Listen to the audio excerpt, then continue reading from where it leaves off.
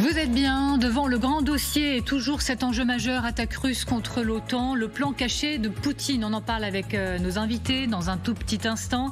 Mais là tout de suite, c'est l'heure du rappel de l'actualité. Les consultations se poursuivent à Matignon. Aujourd'hui, Sébastien Lecornu reçoit les syndicats. Le verdict de Sophie Binet, patronne de la CGT, est tombé. Selon elle, le Premier ministre, à ce stade, parle de rupture, mais ne pose aucun acte de rupture. À noter que le Parti socialiste et le Rassemblement national seront reçus mercredi. Le chiffre fait froid dans le dos. Avec 341 décès, le mois d'août 2025 est le plus meurtrier sur les routes depuis 14 ans. La mortalité routière a augmenté de 18% en France métropolitaine par rapport au même mois l'an dernier. Annonce faite par la sécurité routière.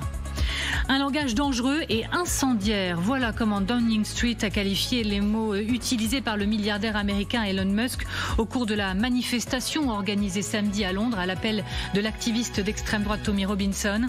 Que vous choisissiez ou non la violence viendra à vous, soit vous ripostez, soit vous mourrez, avait déclaré ce jour-là le milliardaire américain dans une vidéo. Voilà pour l'essentiel de l'actualité à 17h18. Vous êtes toujours donc devant le grand dossier. Ce soir, attaque russe contre l'OTAN, le plan caché de Poutine. Et pour en parler, toujours aussi ravi de recevoir Claire Cambier sur ce plateau, toujours avec le colonel Goya, bien sûr, avec Guillaume Roquette. Et donc nous saluons avec beaucoup d'amitié le général Michel Yakovlev. Merci beaucoup d'être avec nous ce soir, ancien vice-chef d'état-major du SHAPE, commandement suprême interallié. Et donc vous publiez ce week-end, avec d'autres signataires bien connus des téléspectateurs de LCI, une tribune demandant le déploiement rapide d'un projet européen pour lutter contre les drones russes. On en parle dans quelques instants, général, mais d'abord, ces dernières heures, toutes les armes qui sont censées vraiment nous terrifier ont été exhibées par les Russes. La Russie a procédé à un tir de son missile hypersonique Zircon au-dessus des eaux neutres de la mer de Barents. La mer de Barents située au nord de l'Europe, à la frontière avec la Russie et la Norvège. C'est au-dessus de cette mer que des avions de combat russes MiG-31 équipés de missiles balistiques hypersoniques ont volé durant 4 heures. Le missile hypersonique ici en question, c'est le Kinjal, aussi surnommé Poignard, et puis les Iskander. On est quasiment à la frontière polonaise sur les images que vous voyez maintenant. Les vidéos partagées en ligne montreraient la Russie positionnant un système de missiles Iskander sur une autoroute à Kaliningrad. Avant d'en parler avec vous, et particulièrement avec vous, général, c'est avec le colonel que nous allons nous arrêter pour essayer de tout bien comprendre. Et on s'arrête, colonel, sur les missiles hypersoniques précisément, donc Zircon et Kinjal. Zircon pour commencer. D'accord. Alors d'abord, qu'est-ce qu'un missile hypersonique? C'est un missile qui va au-delà de 5 fois la vitesse du son, c'est-à-dire qu'il va à peu près au moins à 6 km par seconde, et surtout, ça c'est pas exclusif, hein, c'est pas nouveau, mais qui reste manœuvrable malgré cette vitesse. C'est-à-dire que jusqu'au bout, il peut aller éviter les défenses, aller chercher sa cible. C'est ça la vraie nouveauté. Donc les Russes ont une relative expertise dans ce domaine, hein. Ils sont plutôt bons, et ils ont développé notamment 2 systèmes particuliers. Alors, le premier, c'est le Zircon, qui est le système naval, donc il peut être tiré depuis une frégate ou depuis un sous-marin nucléaire d'attaque. On voit bien là, voilà. De l'écran, hein, le tir. Et donc c'est un missile de croisière. Alors pour aller atteindre la vitesse, il peut aller peut-être, hein, il faut toujours se méfier, mais jusqu'à Mach 9 fois la vitesse du son. Donc il a 2 moteurs, un premier qui le propulse déjà très vite avec une combustion solide, et puis un deuxième qui ce qu'on appelle un super statoréacteur qui lui redonne la vitesse en utilisant l'air. Donc ça veut dire qu'il ne va pas très haut dans le ciel. C'est un missile de croisière. Comme il est dans l'air à très grande vitesse, il produit du plasma autour de lui. Le plasma, c'est de l'air qui est très électrique, avec des ions. Enfin, ce qui perturbe évidemment un petit peu les radars, ce qui le rend, c'est pour ça qu'on parle relativement invisible, mais ce qui le rend aussi très difficile à guider. D'où l'importance d'avoir par exemple de l'intelligence artificielle à l'intérieur pour qu'il soit utilisable jusqu'au bout et puisse être guidé. Deuxième. Donc le Kinjal, voilà. Le Kinjal, ça c'est le modèle aérien. Donc il est porté. Poignard en russe, donc. Il est porté par un MiG-31. MiG-31, c'est un vieux système, hein, c'est un intercepteur, c'était un gros chasseur très rapide.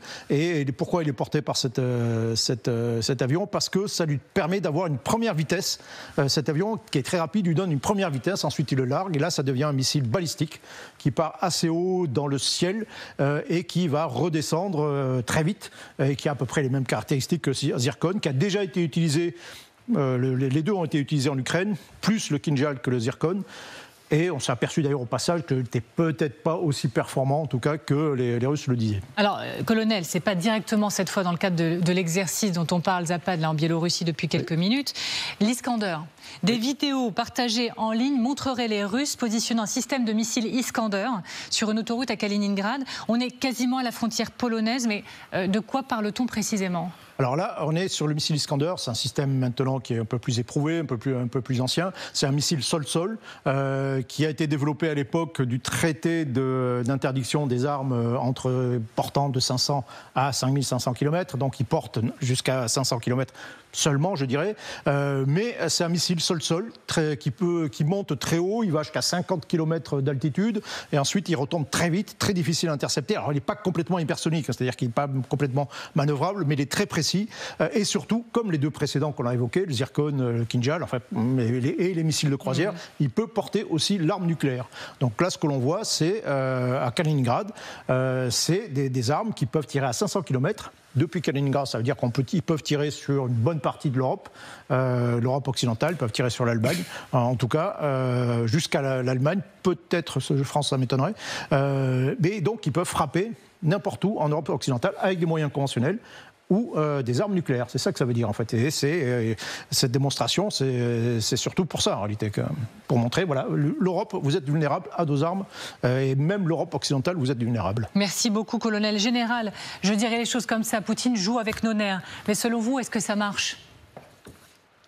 Ça marche si on le laisse marcher, si on se laisse terroriser. Parce que je signale quand même que ce qui est déployé à Kaliningrad est à l'inverse à portée de moyens conventionnels de l'OTAN qui sont précis, qui sont inarrêtables, parce qu'une artillerie classique peut traiter la plupart de ses objectifs, vu la dimension de Kaliningrad. Donc en réalité, on se tient la barbichette tous les deux. Si nous décidons de désarmer Kaliningrad dans une salve de missiles et d'artillerie, les Occidentaux, enfin l'OTAN, on peut le faire. C'est techniquement parlant, on sait le faire. Alors après, est-ce qu'on a envie de le faire? Est-ce qu'on craint un retour nucléaire? Est un autre sujet. Donc, Poutine joue avec nos nerfs comme toujours depuis le début. Ça marche parce que depuis 2014 et plus singulièrement depuis 2022, qu'est-ce qu'on se pose comme question en Europe? À chaque fois qu'on décide de faire quelque chose pour les Ukrainiens, ah là là là là, qu'est-ce que va en penser Poutine? Ça risque de l'énerver, etc. Et donc, toute cette manœuvre d'intimidation de Poutine, elle marche, elle est relayée et amplifiée par des canaux dans les opinions publiques occidentales, dont certains sont en gros payés par Poutine et d'autres sont juste des naïfs qui répliquent les messages. Et nous ne montrons pas le courage que montrent les Ukrainiens déjà, et que nous devrions montrer. Si Poutine nous croyait courageux, il ne jouerait pas au con. Général, je reconnais là votre franc-parler. On reste ensemble, bien évidemment. On prend la direction de Moscou, puisque nous sommes toujours avec Jérôme Garraud. Jérôme, selon vous, que cherchent les Russes avec cette exposition d'armes et surtout de missiles hypersoniques ces dernières heures ? Rebonjour à tous. Alors effectivement, il y a toute une dimension d'intimidation avec un message adressé à l'extérieur. Mais je pense que si on regarde du côté intérieur, il y a quelque chose qui a trait à la culture soviétique. Vous savez, quand l'URSS s'est effondrée en 1991, il y a de nombreux budgets dans l'armée qui ont été coupés. Et ce qui a été relativement préservé, c'est la balistique et le nucléaire, en pensant que c'était des armes essentielles. Vladimir Poutine et tout son Politburo 2.0, si on peut l'appeler comme ça, ceux qui l'entourent, si vous excluez quelques ministres, comme le Premier ministre Mishustin, qui est encore relativement jeune. La plupart des gens qui entourent Vladimir Poutine ont quand même, dans ce dernier cercle, à peu près son âge, c'est-à-dire autour de 70 ans. Ce sont des gens qui ont grandi, qui ont fait leur carrière parfois et évolué dans l'appareil d'État soviétique, avec cette mentalité qui consistait à l'époque à penser qu'il fallait avoir le plus possible de missiles et des missiles les plus performants possibles. Il y a quelques mois, et c'est quand même assez significatif, vous aviez en une dans la presse russe, je crois que c'était le journal économique commerçante, vous aviez en une le missile Oreshnik, le noisetier en traduction, avec ce titre, le nouveau rêve russe. Vous voyez, on a quand même quelque chose qui a trait aussi à cette histoire. Jérôme, on reste ensemble. Je vous voyais prendre des petites notes en rouge vif sur votre feuille. Guillaume, pourquoi ? Oui, parce que je notais ce que disait le général Yakovlev, mais sauf erreur de ma part, les missiles Iskander, d'ailleurs avec des vecteurs nucléaires, ils sont présents à Kaliningrad depuis 2016-2017. Et c'est vrai que jusqu'à présent, l'Occident n'a jamais vraiment réagi. Et ce qui se passe aujourd'hui, alors certes, effectivement, maintenant, on sort les Iskander, on les met sur l'autoroute. Évidemment, les images qu'on a vues à l'instant, c'est pas une influenceuse en mal de sensations fortes qui les a apprises, c'est l'armée russe et probablement les plus hautes autorités russes qui ont dit diffusez-moi ça sur les réseaux. Donc peut-être aussi qu'il y a une part de provocation et que nous, il faut qu'on garde notre calme et qu'on ne surréagisse pas dans la mesure où ces armements-là, ils sont là depuis des années. Général Yakovlev. Oui, Guillaume Roquette a tout à fait raison. Je me souviens d'ailleurs quand ils ont été déployés, on s'est demandé pendant un certain temps s'ils étaient arrivés ou pas, et en particulier s'ils ont des têtes nucléaires. Je ne sais pas dans quelle mesure on est complètement sûr de nous. En tout cas, moi, j'ai plus accès à cette information.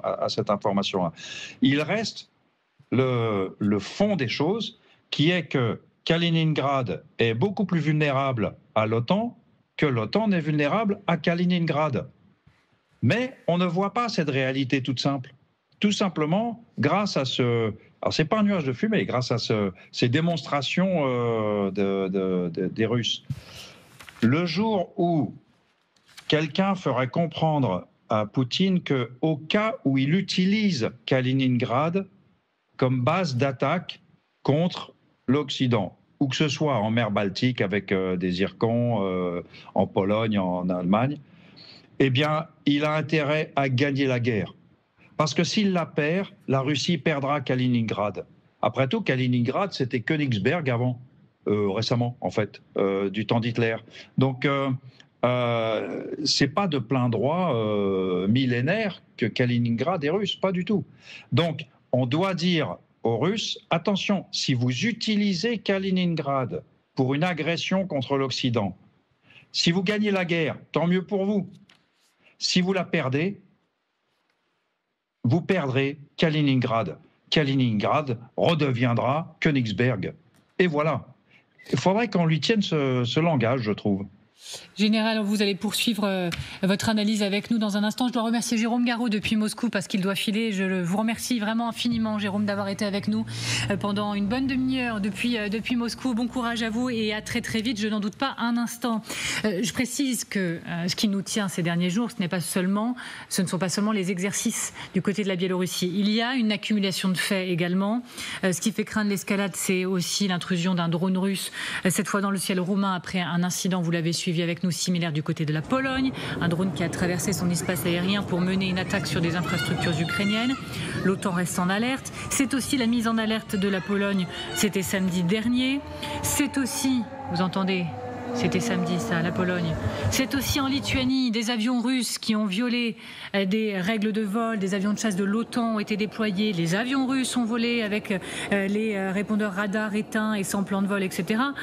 Est-ce qu'il faut se mettre dans la tête que tout ça va continuer en s'accentuant? Est-ce que, on parle de test, est-ce que ça va être un crash test permanent et croissant, colonel? Je vous vois dire oui. Oui, bien sûr. Mais alors, il faut bien comprendre que c'est une logique particulière. Hein. On est sur une sorte d'affrontement. On arrive jusqu'au bord du seuil de l'affrontement ouvert de la guerre. Mais c'est pas de la guerre. On est en limite très haute de ce qu'on appelle le conflit hybride, si vous voulez.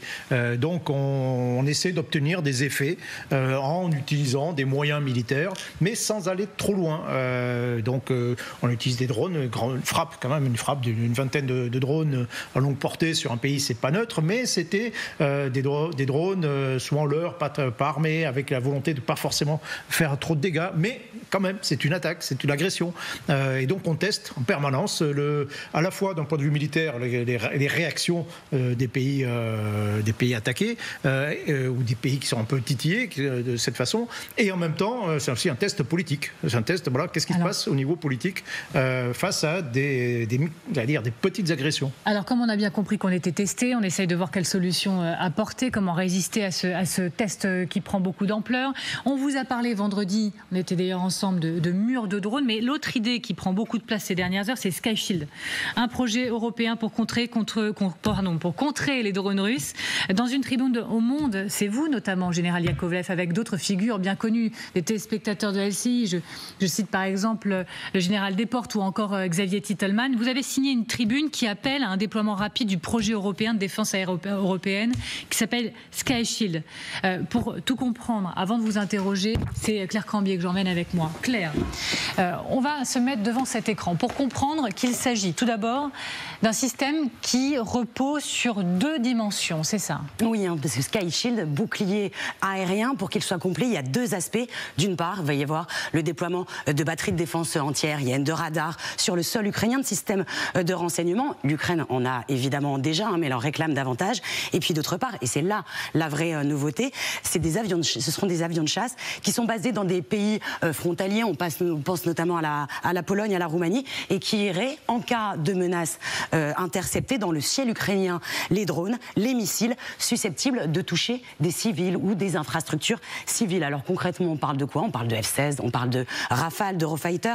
Un point important, c'est que ces avions, ils n'agiront jamais à moins de 200 km avec la frontière russe ou à moins de 200 km avec la ligne de front. Pourquoi? Le but, c'est évidemment de minimiser le risque d'engagement avec des avions de combat russes, éviter toute confrontation directe. L'idée, c'est vraiment de couvrir l'ouest et le centre de l'Ukraine. Merci beaucoup, Claire. Général Yakovlev, ce ne serait pas, si je comprends bien, si nous comprenons bien, sous commandement de l'OTAN, avec des membres de l'OTAN volontaires, mais on ne parle pas d'alliés européens. Mais qui serait volontaire dans votre projet? Qui voyez-vous à vos côtés? C'est un appel à volontaires. On ose espérer que des grandes nations aériennes comme la France, la Grande-Bretagne, peut-être l'Allemagne, participerait. L'Italie, ces derniers temps, j'en doute. Le Sky Shield, au départ, fait un calcul. Alors je ne suis pas aviateur, mais fait un calcul qu'il faudrait en gros 120 avions, ce qui ne veut pas dire faire voler 120 avions tous les jours. C'est 120 avions pour générer le nombre de missions estimées nécessaires. Et les forces aériennes européennes ont fait beaucoup plus et beaucoup mieux sans que ça leur pose de problème en Libye, au Kosovo et tout. Donc on est clairement dans le possible européen. Alors maintenant, ça utiliserait les structures de l'OTAN parce que nous cotisons à un système de défense intégré très performant, dont en l'occurrence on ferait une sorte d'extension.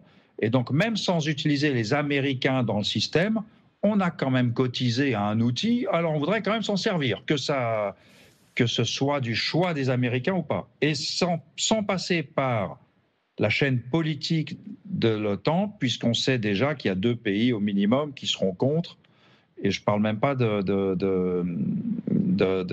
des États-Unis là.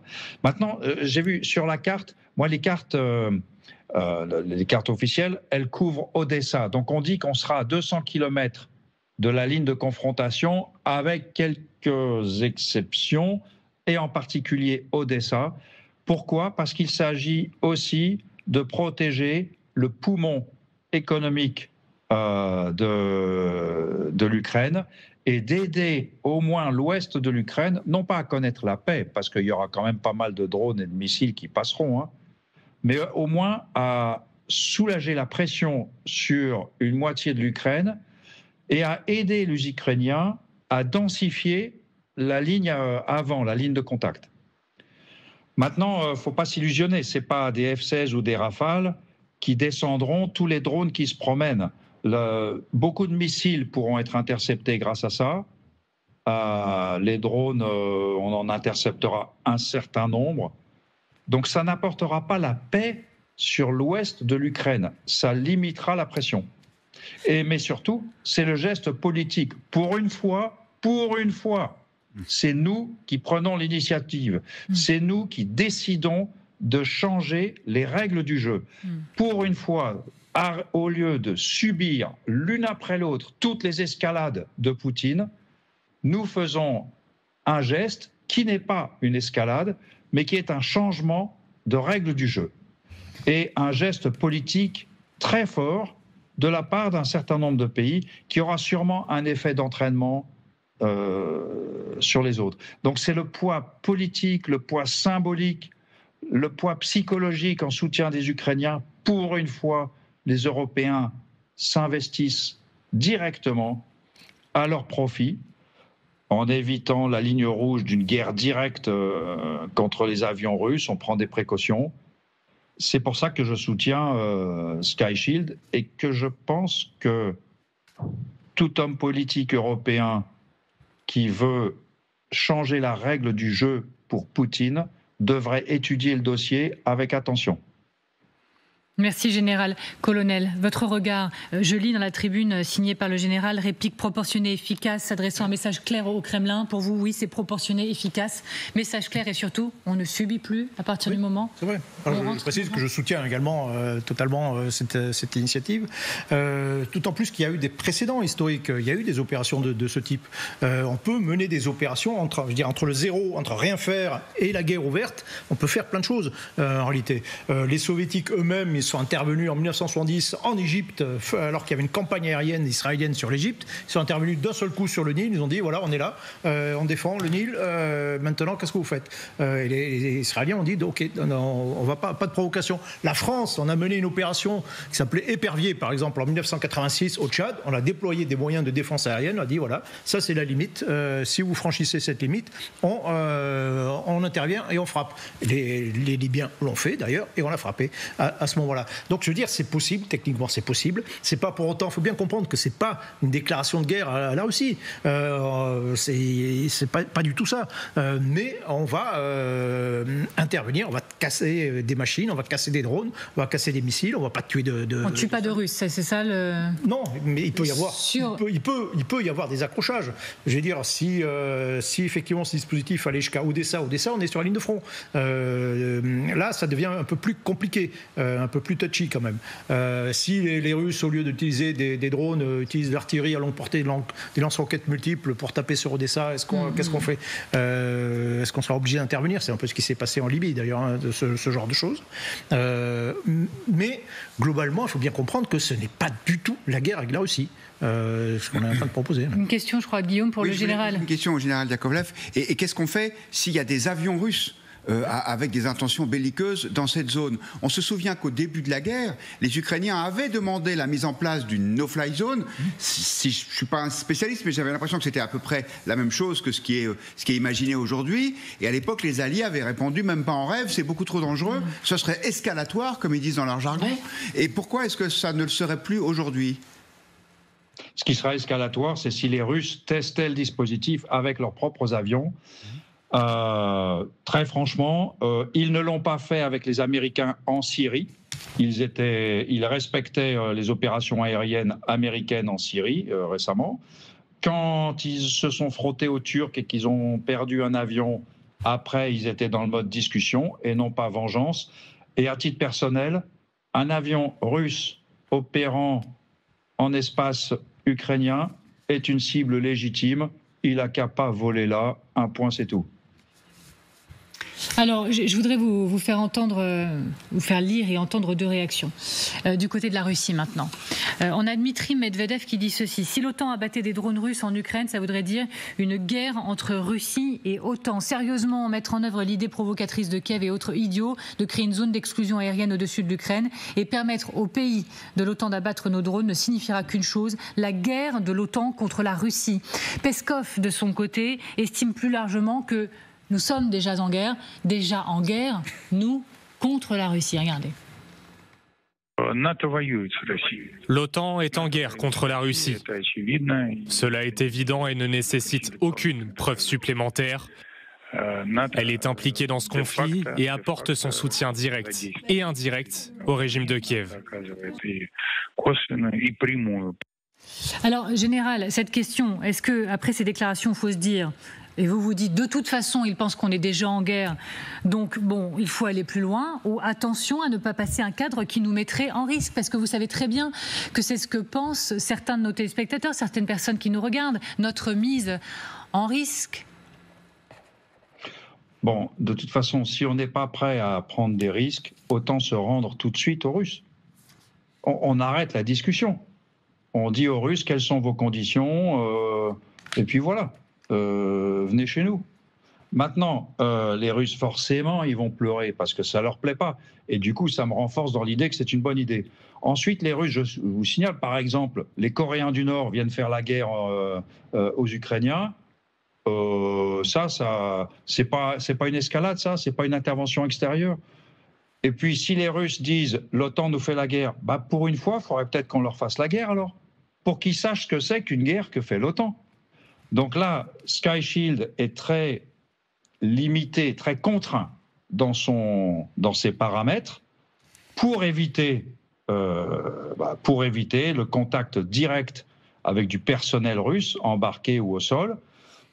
Maintenant, si jamais le personnel russe embarqué ou au sol vient chatouiller le dispositif, je ne vois pas pourquoi on ne réagirait pas. Au fond, plus les Russes pleurent face à Sky Shield, et plus ça me renforce dans l'idée que Sky Shield pourrait remplir ses objectifs politiques qui sont d'expliquer aux Russes qu'il faut que ça cesse.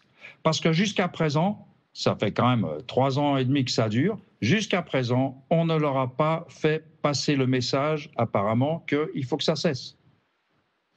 Oui, allez-y, Claire. Oui, je voulais juste signaler, du point de vue ukrainien, en tout cas, c'est une initiative qui est forcément bienvenue.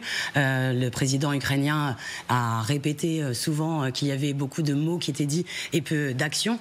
On a vu effectivement que les réactions politiques ces derniers temps, elles étaient assez faibles. Après les incursions de drones en Pologne, il y a eu cette opération Sentinelle orientale suite à l'article 4 de l'OTAN. Ça reste quand même une action très limitée, alors que le nombre de morts civiles ne cesse d'augmenter. Il y a eu plus 54% de morts civiles dans les 6 premiers mois de l'année 2025 comparé à 2024. Je voulais juste faire un point. J'en ai aussi discuté avec un autre signataire, Xavier Titelman, consultant aéronautique et défense, qu'on voit souvent sur notre plateau. Ce qu'il soulignait, c'était un point que je trouvais intéressant, c'est le gain économique aussi que ça peut avoir. Il indiquait que les avions de chasse peuvent intercepter 2-3 missiles avec des tirs de canon, et qu'une heure de vol, par exemple, pour un Rafale, maintenance, carburant, personnel, logistique compris, c'est 20 000 €. Les balles, ça coûte pas énormément. À l'inverse, un missile antiaérien, lui, coûte 1 million d'euros, et ça peut même aller au-delà, et donc ce serait donc des actions relativement peu coûteuses. Vous êtes toujours devant le grand dossier, attaque russe contre l'OTAN, le plan caché de Poutine. C'est une première. Trump parle d'agresseur en parlant de la Russie. Faut-il espérer quelque chose, un changement de ton? Et faut-il à la clé espérer plus de riposte, par exemple? Parce que les rafales, les réunions, est-ce trop timide par rapport aux différentes incursions de drones dans le ciel roumain, dans le ciel polonais, les exercices à nos frontières? N'est-ce que des piqûres de moustiques pour l'ogre, pour reprendre l'expression d'Emmanuel Macron en russe? Il nous pousse, il nous accule. Faut-il en faire autant avec lui? Et par exemple, imaginez, nous, l'OTAN en tout cas, faire des exercices massifs à ses frontières à lui, aux frontières de la Russie. On se pose toutes les questions toujours avec Claire Cambier, avec le colonel Goya, toujours avec Guillaume Roquette et avec le général Yakovlev. Merci encore une fois, général, d'être avec nous. D'abord, on le réécoute, Donald Trump. On en reparle juste après. Près de 8000 jeunes soldats sont morts cette semaine, en comptant les deux pays.